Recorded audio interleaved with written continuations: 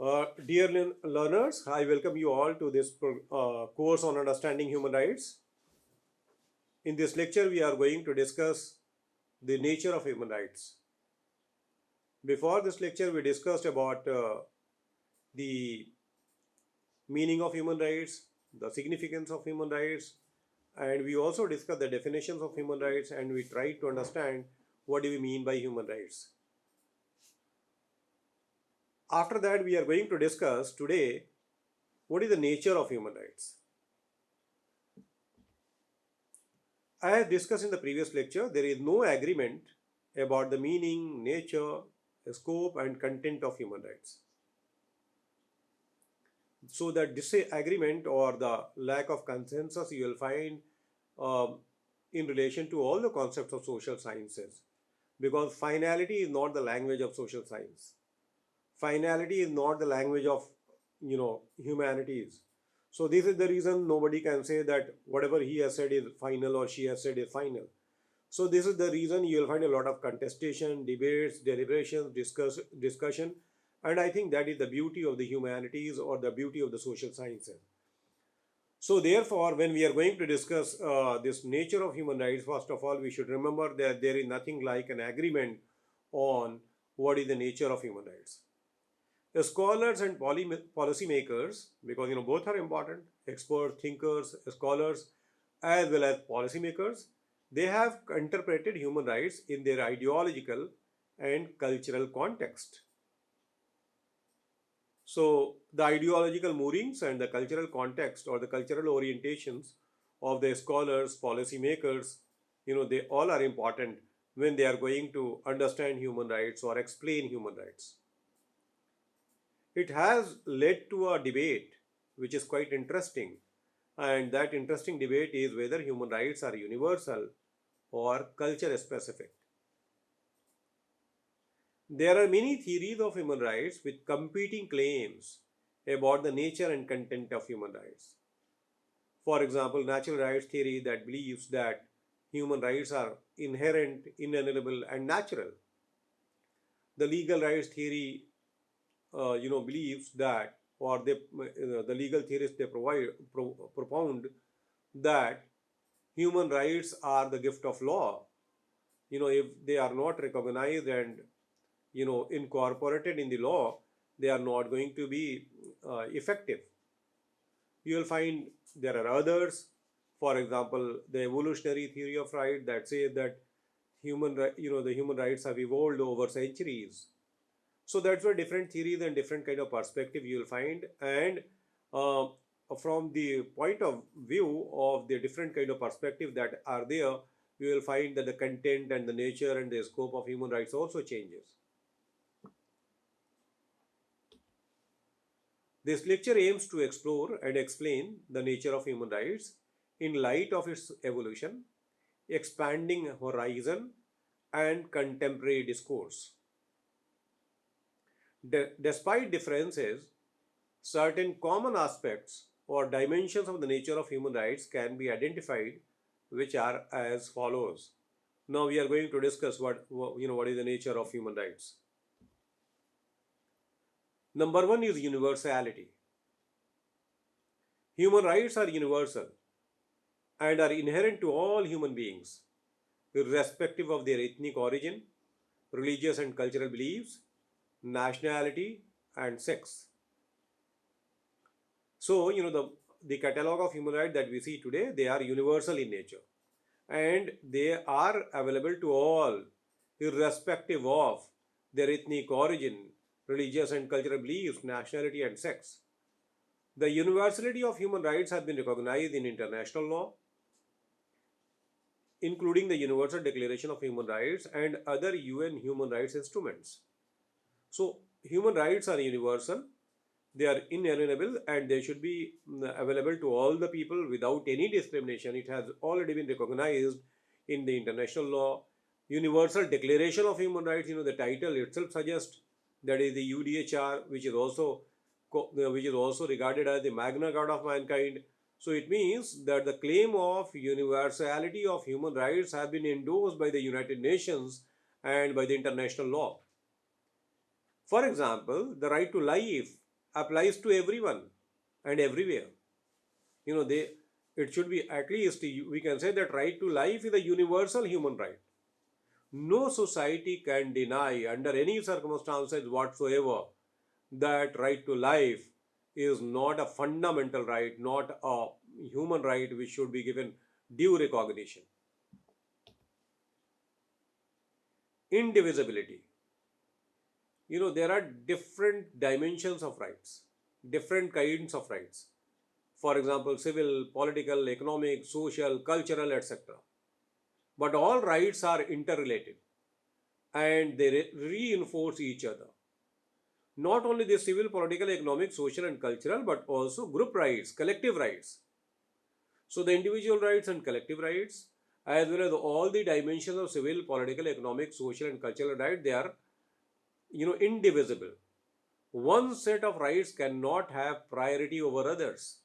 We cannot say that civil rights are more important or political rights are more important and economic, social, and cultural rights are not important or less important. All rights are interconnected, interrelated, and indivisible. They cannot be divided. They should be available to all human beings in package, and you cannot say that this particular kind of right will be given and that right will be withdrawn. So the indivisibility of human rights has been accepted. Respecting one right often requires respecting others. So, all the rights, one right, for example, political rights, or the right to move anywhere in the country without any restriction, this right cannot be enjoyed by a person without, this economic safeguards. Money is needed. So that is why right to livelihood, right to work, and other economic right, they also become important. Inalienability.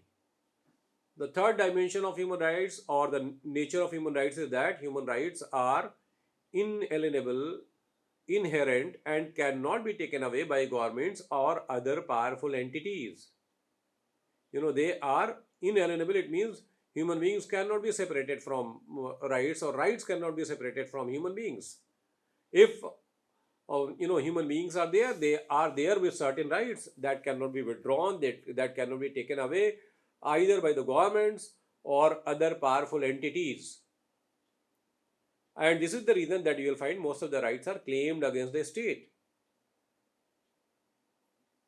They belong to each individual simply by virtue of being human. So every human being, they have human rights by virtue of being human. No other qualification is needed.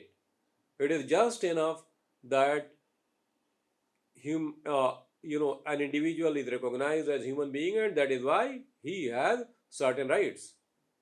Example, no one can be enslaved or subjected to torture regardless of circumstances. It means in any circumstances whatsoever, torture cannot be inflicted upon individual, because that this is inalienable rights of an individual or a human being. Again, no person can be put in slavery.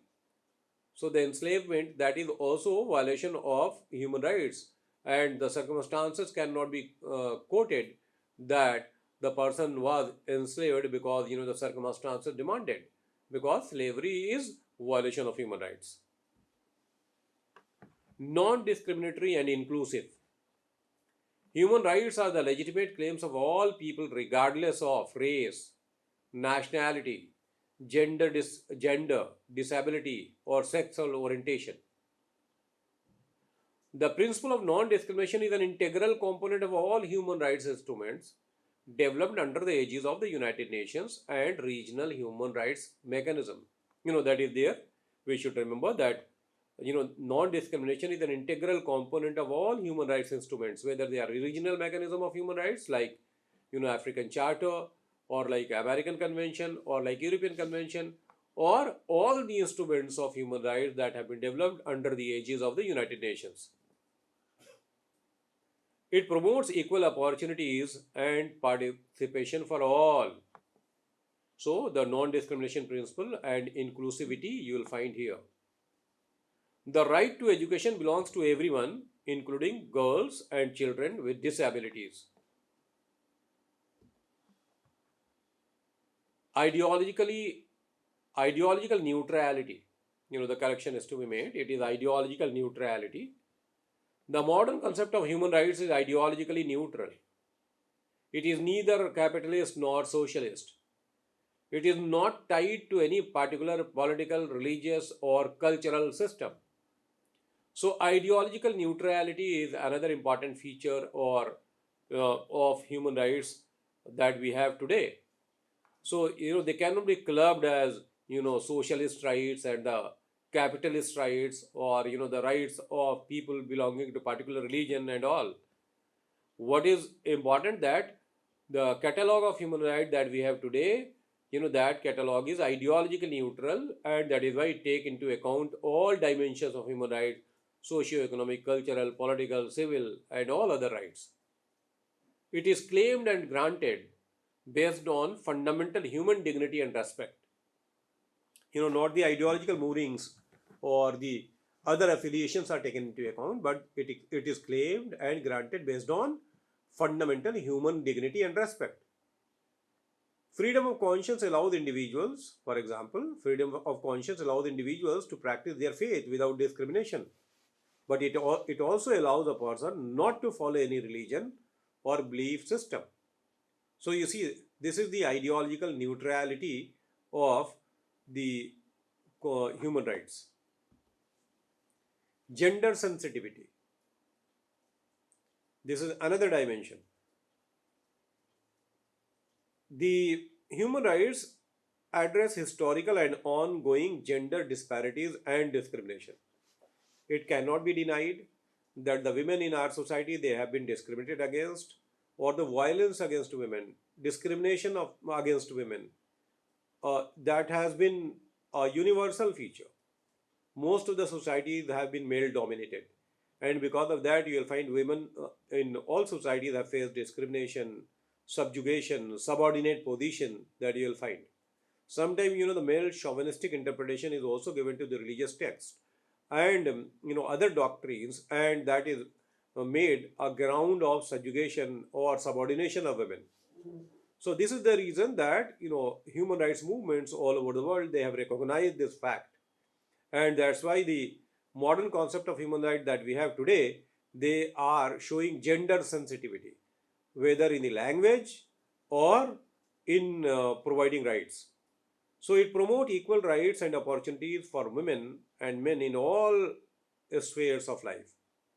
For example, the right to equal pay for equal work applies to both genders. So, when we are talking about the gender sensitivity, you have to also see, for example, when we say that man is a social animal, man is a political animal, at that time, it included both. But now the gender sensitive language, especially for the students and the people dealing with human rights, demand that it is not man, it is humans, or it is human beings. Because most of the time when we are emphasizing man everywhere, it means we are ignoring these two genders that are there in the society. So that is why the gender sensitivity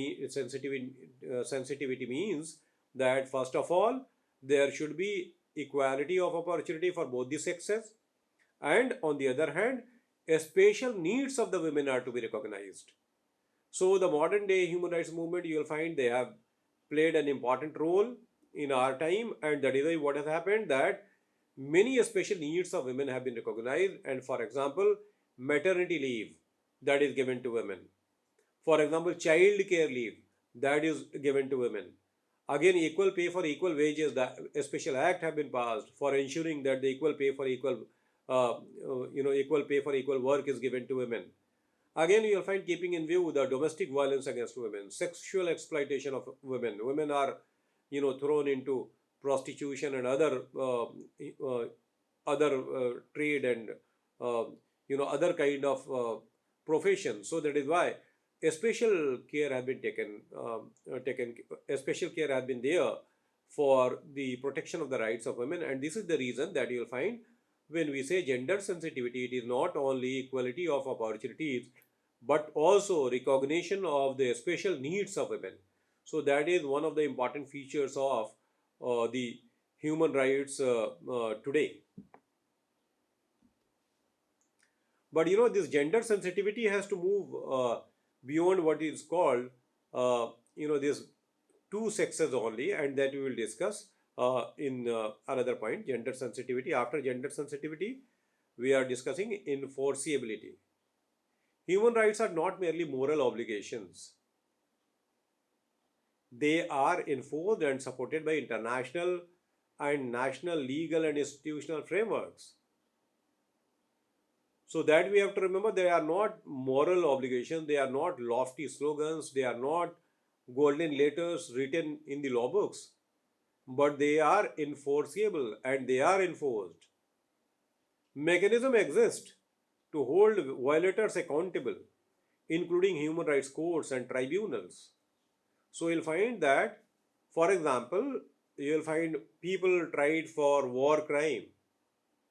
So if somebody or has committed, or a force has committed genocide or crime against humanity, so not only law is there, but how to implement this law, that is dealing with the crime against humanity, it is enforced by the relevant bodies, and that is why we have tribunals and human rights courts. For example, we have already International Criminal Court. Besides that, you will find in our own country we have fundamental rights, and the fundamental rights are enforced by the court. And for the violation of the fundamental rights, we can directly go to the Supreme Court of India even. And the constitution, right to constitutional remedies, they have been given in the constitution itself. So that is legal mechanism. And on the other hand, judiciary is there to protect. The judiciary is there as the custodian of the rights and liberties of people. So the rights that have been given in the Constitution of India, they are to be protected through, or they are to be enforced and implemented by the judiciary, that is to be implemented by the executive. And we have also a special, institutional mechanism, for example, National Human Rights Commission in our country. Similarly, we have, other kind of commissions for dealing with the different segments of the people. For example, National Commission for Women. For example, National Commission for Minorities. For example, National Commission for Scheduled Caste, National Commission for Scheduled Tribes. These kind of commissions also are there to promote and protect the human rights of the people. So that's why the enforceability is also one of the dimensions of the contemporary human rights mechanism. Examples: in the individual can approach the relevant institutions in their respective countries and even petition the United Nations Human Rights Council for redress. You will find in the ICCPR, for example, individual petition system is there. Interstate complaint mechanism is also there, besides the periodic report. So ultimately, there are effective implementation mechanism as well. It is national, or the protection in the domestic law, as well as protection in the international law. Recognizing beyond heterosexuality. So human rights are to be recognized beyond heterosexuality. Traditionally, societies have been heterosexual, and all other orientations were criminalized or not accepted. This has been the practice in most of the societies. So you'll find heterosexual societies are there. It means that male and female, they are recognized, and the marriages between them or any kind of physical relation between them is recognized. But same-sex relation, for example, or the third genders, what kind of challenges they are facing. So that is why this was not recognized. But because of the human rights movement, because of the sensitization of the people, what has happened, that many countries have already decriminalized the same-sex relation, lesbian and gay inclinations. And also there are many countries who have already legalized the same-sex relations or the gay and lesbian inclinations. So what has happened, that the human rights movements today, it has moved beyond heterosexuality, and it has incorporated the rights of transgender as well. It has incorporated the rights of LGBTQ++ community. So however, the contemporary discourse on human rights recognizes all sexual orientations and advocates the rights of sexual minorities, including the LGBTQ++ community. Comprehensiveness. The catalog of human rights is wide and comprehensive. It addresses a wide range of human needs and aspirations from basic survival to self actualization. It is ever expanding. New rights may emerge as societies evolve and new challenges arise. So, the set of rights that we have today, or the catalog of rights that we have today, they are all comprehensive. They include wide range of human rights. So when we say all comprehensive, this the comprehensiveness. So what happens? First of all, civil, political, economic, social, and cultural rights, they have been recognized or they have been incorporated. On the other hand, individual and the group's rights have been already recognized. We also discussed just before a while about the rights of the male and female, and then the rights of the people, those who are coming from sexual minorities. And also these days you will find what is happening, that many other dimensions of human rights are being added. So that is why it is ever expanding, and new rights may emerge as societies evolve and new challenges arise. For example, the right to a healthy environment is increasingly recognized as essential for well-being. The right to a clean environment has been recognized as an integral part of right to life. So you see that environmental awareness and the people have been talking about. There is a lot of sensitization about the environmental hazards. So now many countries have already made it clear through judicial process or judgments, or also they have included that right to life also includes right to clean environment. Why this is important to understand? Because if the people are living in a city which becomes gas chamber, where the level of oxygen is very low, then the people are going to suffer from fatal diseases. So that's why this expansion of the horizon of right to life itself is something that must be appreciated. So this is why we say that the human rights, the catalog of human rights that we have today, they are all comprehensive and they include all dimensions of rights. Dynamic and expanding. So the concept of human rights, it is not static, but it adapts to changing circumstances and emerging needs. So you see, for example, in 1215, when the people demanded through Magna Carta certain rights, means the barons or the nobility or the clergy demanded certain rights. So at that time, human rights was in a very rudimentary form. It was just like an infant baby. So at that time, certain concessions were given, and that is why Magna Carta became a celebrated document in the literature of human rights. After that, you will find slowly and gradually people started demanding certain other rights. Then the Glorious Revolution came in England in 1688, and the King of England accepted certain demands of the people. And from there onwards, you will find many important developments were there. In Europe, for example, French Revolution. For example, American War of Independence, you will find. And what happened in all these movements and all these revolutions, civil and political rights were demanded and they were granted. After that, you will find Industrial Revolution came, that created new problems, new challenges, and the people realized that civil and political rights are not enough. So that is why the socio-economic rights were demanded. And under the influence of socialism, you will find that the demand for these rights became stronger all over the world. And finally, what happened, that socio-economic and cultural rights were also recognized. So the catalog of human rights expanded from civil and political rights to include socio-economic and cultural rights as well. After that, you will find that many countries, who were earlier colonies before 1945. So after the Second World War, there was acceleration in the pace of decolonization, and ultimately many new countries emerged. The global south emerged, for example, and they started demanding right to development as a right to be recognized, or right to self-determination, for example, during the struggle against colonialism. That was also recognized, right to self-determination and right to development. So the third generation human rights were also recognized. So you see how the catalog of human rights is expanding according to changing needs, circumstances, etc. So that's why human rights are dynamic and ever expanding. For example, the right to privacy, you see, interesting, the right to privacy has expanded in the digital age to encompass online data protection. The rights of sexual minorities are getting wider recognition today.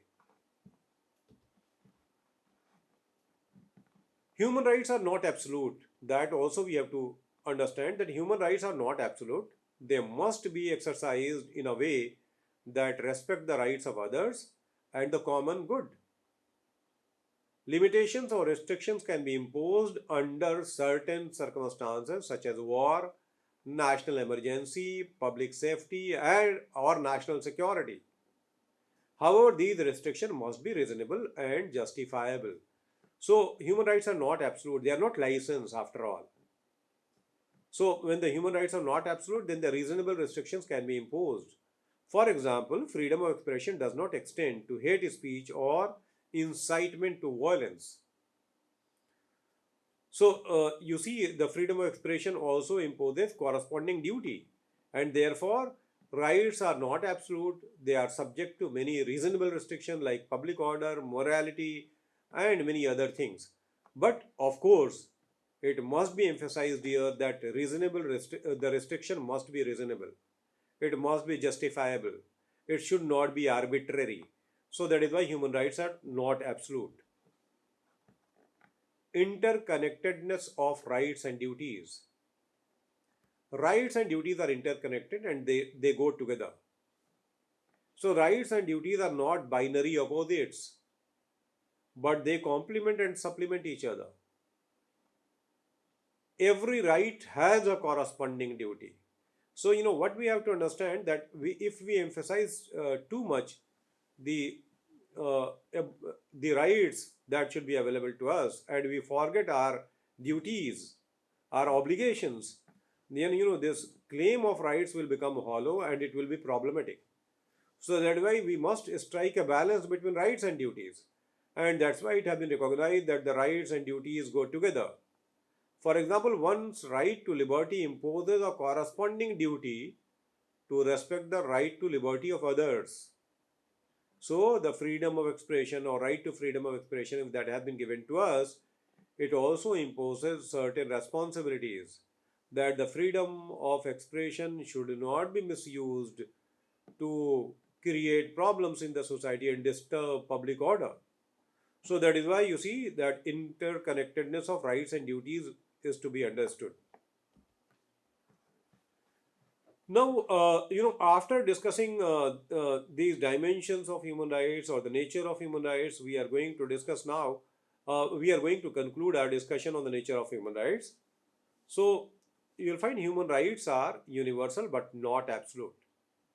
That we have already understood after this discussion that human rights are indeed universal, but they are not absolute. It means that reasonable restrictions can be imposed on the enjoyment of human rights. All human rights are indivisible and interdependent. So all human rights are indivisible and interdependent. It means civil, political, economic, social, cultural, individual, collective, all rights are important and they enforce each other. So one set of rights cannot be given priority over others. To better enjoy human rights, striking a balance between rights and duties is essential. This should be also understood. Why? Because what happens, sometimes people claim rights, but they do not realize that they also have responsibilities. So the rights and duties, they go together and they supplement and complement each other. Lastly, human rights are dynamic, evolutionary, and ever expanding. So we must know this that the catalog of human rights has been expanding. So from Magna Carta to the International Bill of Rights, we see that many rights were included in the catalog of rights. And now again you will find because of technology and many other things, people have started talking about the fourth generation human rights. The rights that are there uh, besides first, second, and third generation of human rights. So that is why we can conclude in our discussion that human rights, that we have today, they are comprehensive, but again, there is a scope and a space for expansion of the catalog of human rights. Thank you very much. With this, we are going to conclude our discussion on the nature of human rights. In the next lecture, we will be dealing with other aspects of human rights. Thank you very much.